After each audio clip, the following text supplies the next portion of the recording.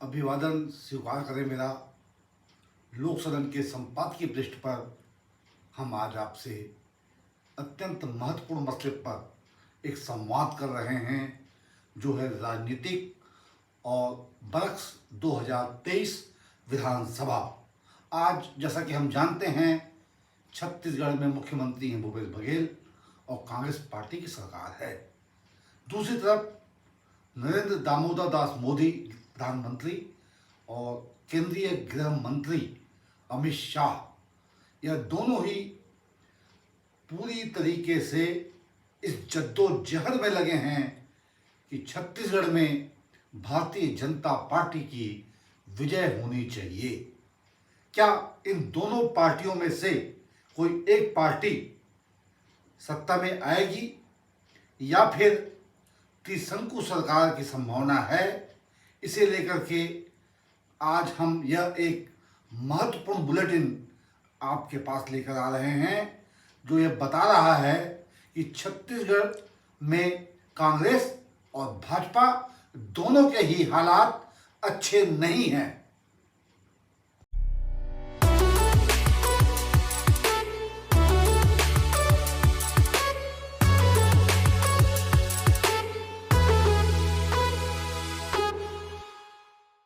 दोस्तों, एक बार पुनः आपका अभिवादन है और आपसे विनम्र निवेदन है कि यह बुलेटिन देखने के बाद लोक सदन चैनल को अवश्य रूप से सब्सक्राइब कर लें और कमेंट बॉक्स पर अपना वक्तव्य दर्ज करें, क्योंकि 23 के समर का लक्ष्य यह है कि छत्तीसगढ़ में एक विकासोन्मुखी सरकार का पदार्पण हो और छत्तीसगढ़ प्रगति के उस पथ पर चले जिसकी जो एक भविष्यवाणी थी और एक आकांक्षा थी यहाँ के जन जन की, कि छत्तीसगढ़ राज्य बनने के बाद छत्तीसगढ़ सच्चे अर्थों में विकास के पथ पर आगे बढ़ जाएगा।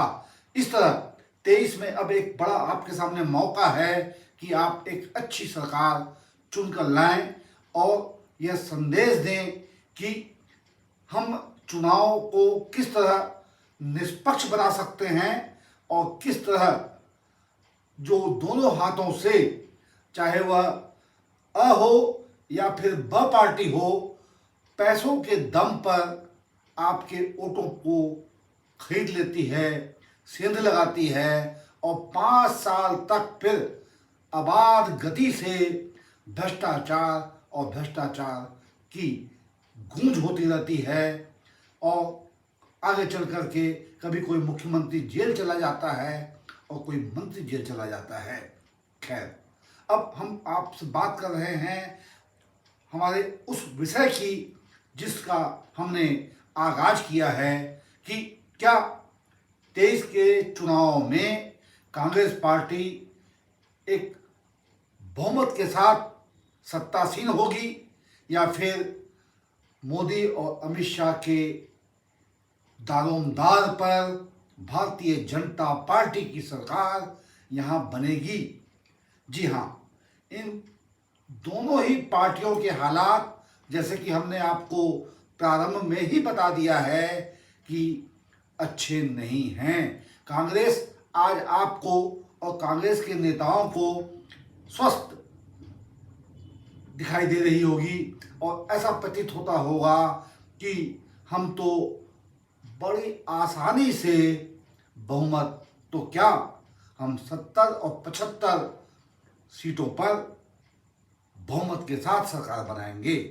यह कांग्रेस का, हम यह कह सकते हैं कि भाजपा के तारतम्य में यह एक बड़ा, एक ऐसा अनोखा और अकल्पनीय निर्णय, या कहें कि मुंगेरी लाल के सपनों के जैसा एक ख्वाब है।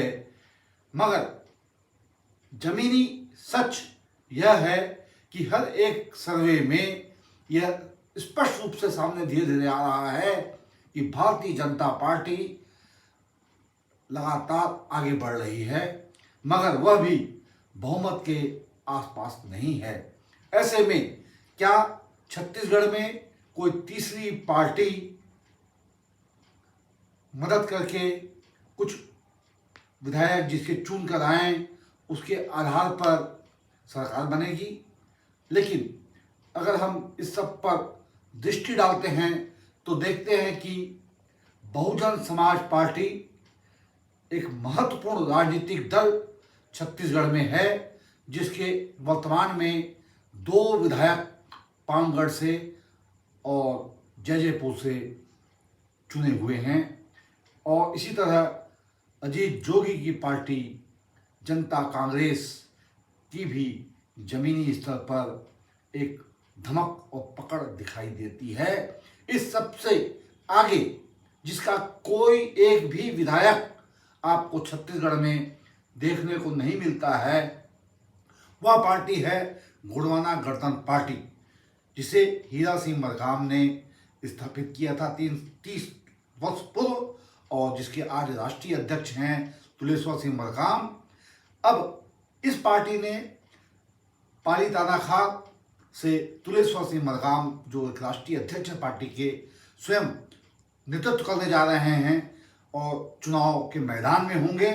दूसरी तरफ श्याम सिंह मरकाम भरतपुर सोनहत से मैदान जंग में हैं और दोनों ही बहुत ही अच्छे तरीके से अपनी स्थिति को बनाए हुए दिखाई दे रहे हैं।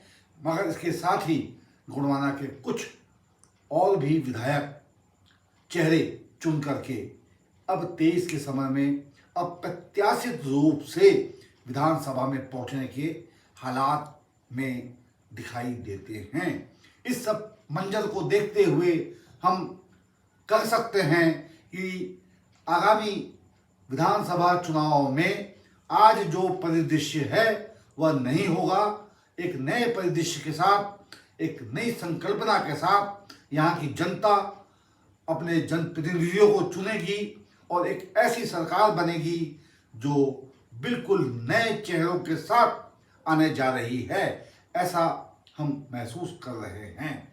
आपको यह बुलेटिन कैसा लगा, आप कमेंट बॉक्स पे अवश्य लिखें और साथ ही यह भी लिखें कि आप किस पार्टी को अपना बहुमूल्य वोट देने जा रहे हैं।